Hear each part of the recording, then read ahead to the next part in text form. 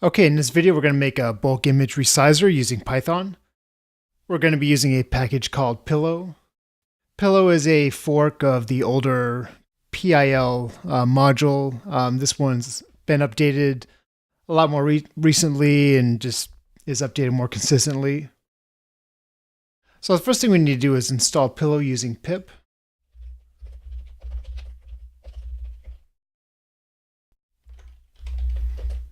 So I have a permissions error, so I'm just going to use sudo. So I'm doing this without a virtual environment, just because I want to be able to use this utility without having to use a virtual environment. So that's the only item that we need to install. Anything else that we'll be importing is part of the Python standard library. Okay, so here in my working folder, I created a file called bulkimageresize.py. And so let's go ahead and import a couple dependencies. So we're going to need OS to interact with our local file system.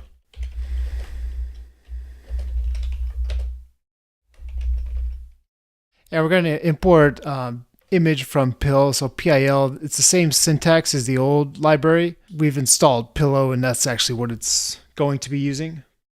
Okay, so let's start by creating a double under name equals main.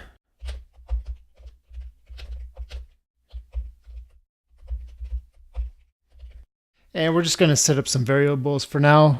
So we're going to need like an output directory. That's where we're going to, once the files are resized, we need to have a place to put them.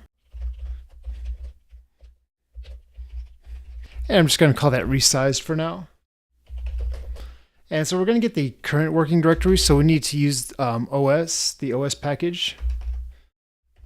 And there's a get current working directory method, which is get cwd.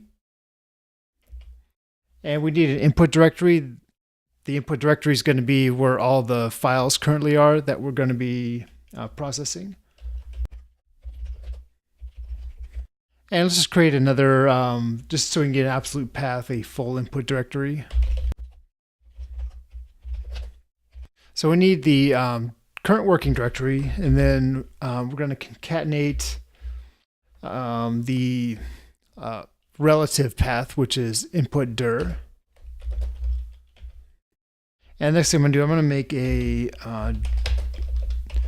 new local directory for the images and then put the input files into there. Okay, so I need to copy some images in there.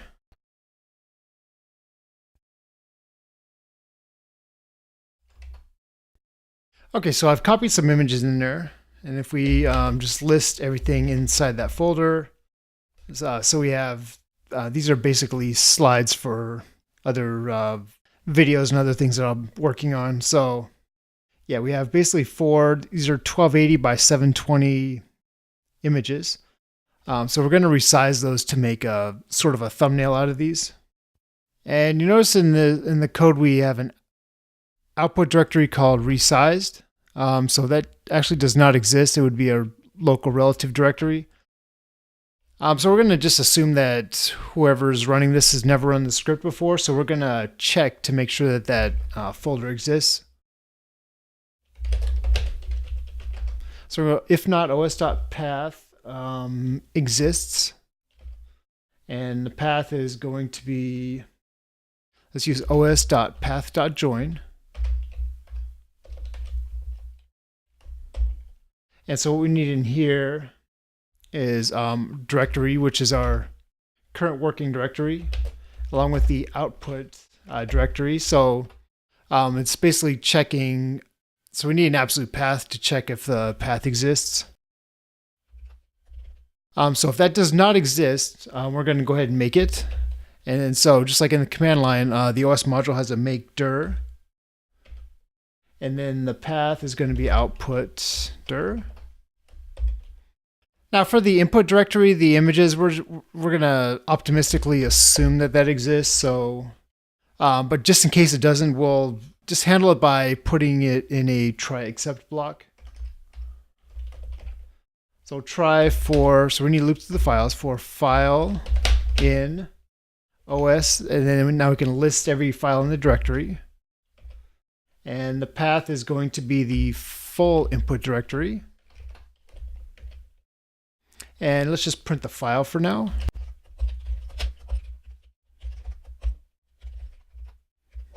And then for our accept block, so we're going to accept OS error. And we'll just print file not found.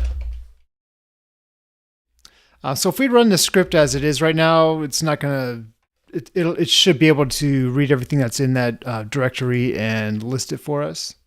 Let's say Python. And so we did run this, and then we were able to list out our files. So that part of it is working. Okay, so right now we're just printing the file. Let's get rid of that. And so what we're going to do is create our resize method. So we'll say resize image, and we'll take in the input directory, followed by the file that we're looping through, and then the output directory. And so what we need to do now is actually create this method. Let's go back to the top of the file here. And so the arguments, obviously we're going to need input directory. And we'll actually, in the method, we'll call this infile. Output directory, let's just give it a default of resized. And so we'll give it a default size as well. And so what we're going to need here is a tuple. So we're going to say 320 by 180. And the reason why I picked those, that's still our 16 by 9 aspect ratio. And so we want to definitely maintain that. Okay, so the first variable inside of our resize function that we're going to set up is the out file. And what we're going to do is basically take off the file extension, add the underscore resized. So we need os.path.split text. So we need to pass in the infile, and then so we need the 0 element. That's going to be the root of the file name, and then the index of 1 is going to be the file extension. But since we're changing the file name, we're going to append underscore resized. And then we'll just make a separate variable for the file extension because we're going to need to reattach it when we output the file, the smaller image. So we're going to call the same os.path method.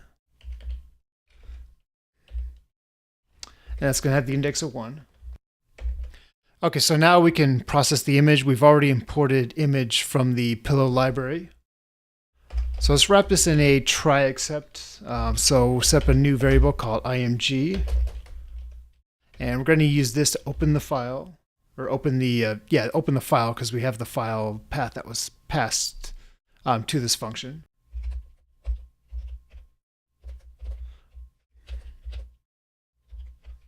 Okay, so we need to take the directory, append a / in the file name to actually get the file.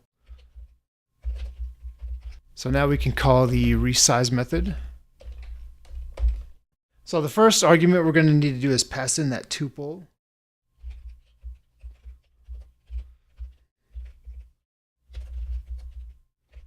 And the second argument of this method is a filter argument. And we're going to be using, I don't know how to pronounce this, Lantzos or whatever. That is supposed to be one of the higher quality filters. So we will use that. Okay, so now we need to set up a new variable for the new file that we will be resizing. So we need our output directory, and we're going to need to append a /. So followed by the out file, which is going to have the resize appended to it, and then now we need to add the file extension back. And so we need image.save. And then our new file, and it should put that in the right place. So we need to handle our accept block. So we accept IO error. And we'll just print unable to resize.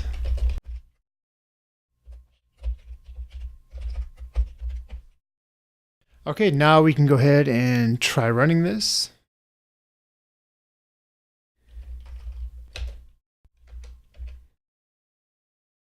And let's list everything in our resize folder.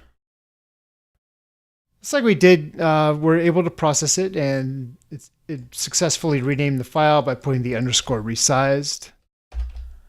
And if we basically look at every single file from our current directory, so our in files were all here. Those were the larger files. Our resized images are the smaller files. And it looks like that is working properly. Okay, so now this is working to the point where if we put our images in our local relative images folder here, it'll just handle it and output it to this resize folder.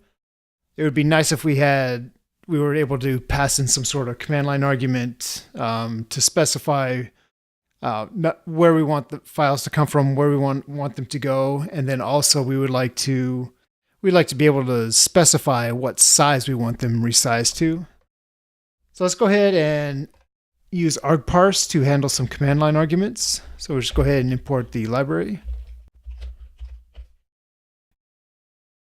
Okay, so down here in our double under name equals main, let's go ahead and create a new parser variable. So we use argparse.argument parser. So we need to go ahead, so this is where we add our first argument. So we're going to take the input directory. So let's go ahead and add that. And so we're going to pass in a shorthand syntax and a regular syntax. So we'll pass in -i and then -- input dir. And so just a help message, we'll just say full input path. And I'll just go ahead and copy and paste this, except this one is going to be the output directory. And we'll call this full output path. And now we need to parse the arguments.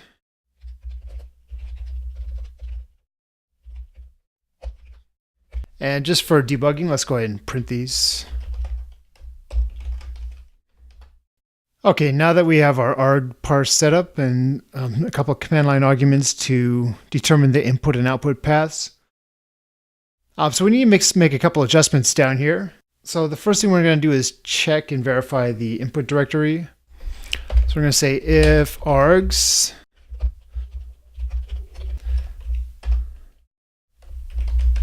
and we'll set the input directory to args.input directory.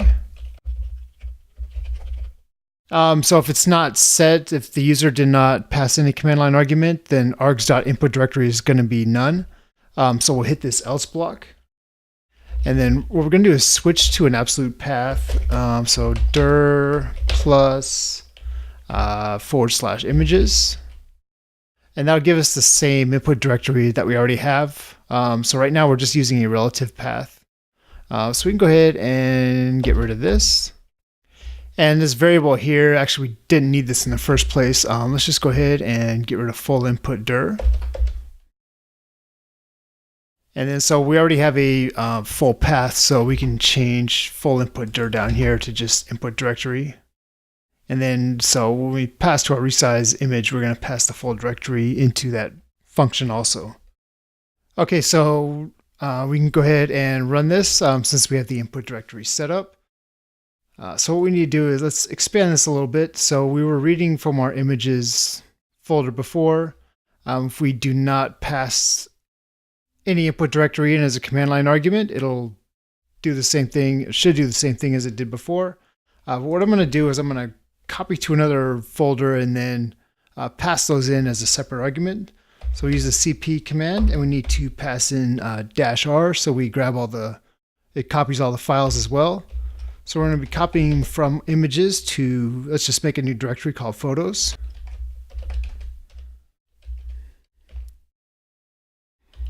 And if we do another listing, so we do have our new folder. So let's make sure that our files got copied over, and which they did.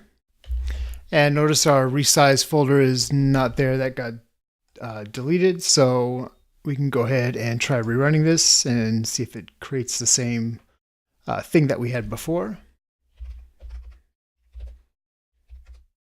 So pass in input directory, and let's set that to what we're going to need is the full path. That's going to be photos, so that's my full path right there. Okay, so what this is, that's our arguments that we printed, and we need to check and see if that new folder was created. So our resize folder is there. And yeah, so that did work also. So passing in the input directory works. We have not added the output directory yet, so we'll do that next. So the first thing we need to do is we need to put another condition in here to make sure that it got passed in.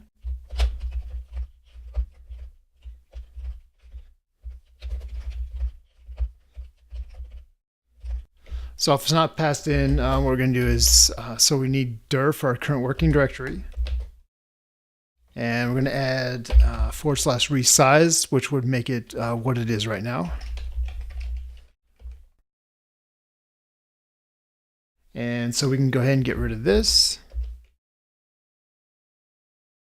Actually, I do not know how this even worked because basically we were using this before we declared that. So that should actually go up here. That way dir is defined before we attempt to use it. So let's do a little bit of a cleanup here. Let's remove the resized. So we do have that, and let's run bulk, except this time we're going to put in the output directory.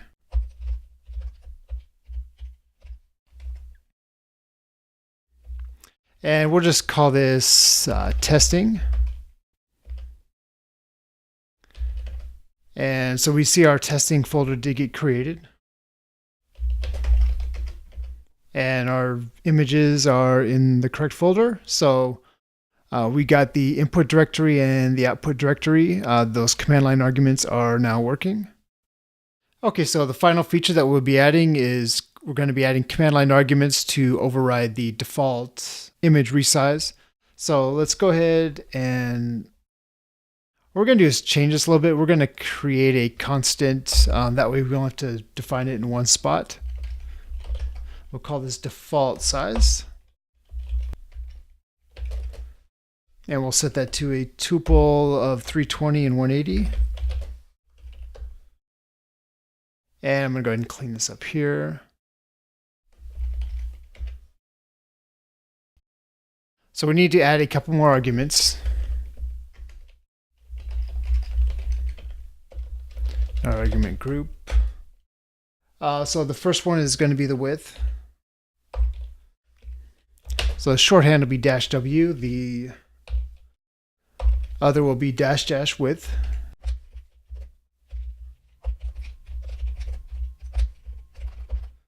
Now, so add another one for the height.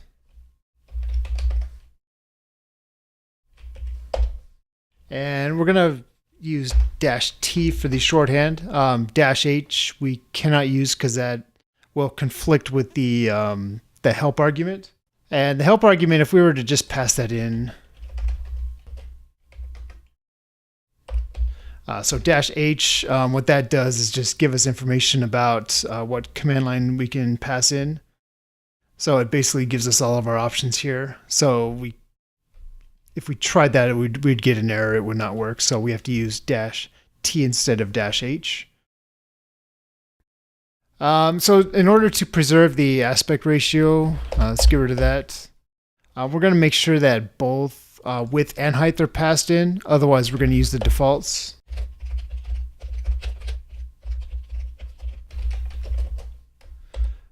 So we're going to create a tuple based on the input. So we need to, the way argparse works, if you pass in a command line argument, even if it's a numeric value, by default, it's still going to be a string. So we need to call the built-in int method to convert it to an int. And so the second item in the tuple, we need to convert it to an int also, so that'd be the height. And if they're not set, we're just going to say size. And we're going to set to the default size. And so in our resize image, we can now pass that in. Okay, so if we look in testing right now, we'll see that we have a, what was it, 320 by 180. So if we rerun this with the sizes passed in, we should get a different size. And we'll just make it twice as big, so 640, and then the height goes 180, not 180, but 360. Okay, now if we go into our resized folder, let's move this up here, and yeah, that looks like a bigger image. So another thing we can do is we can open it with Finder, and then we can right-click Get Info. So we expand more info over here. This is probably gonna be a little small, but we see it's 640 by 360. Hope that comes through large enough. And so in this video, we have successfully resized a whole folder of images. We added command line arguments to pass in whatever input and output directories we want our process to work with. And we can also pass in a specified width and height. And we use this all using the Pillow library. Thank you for watching.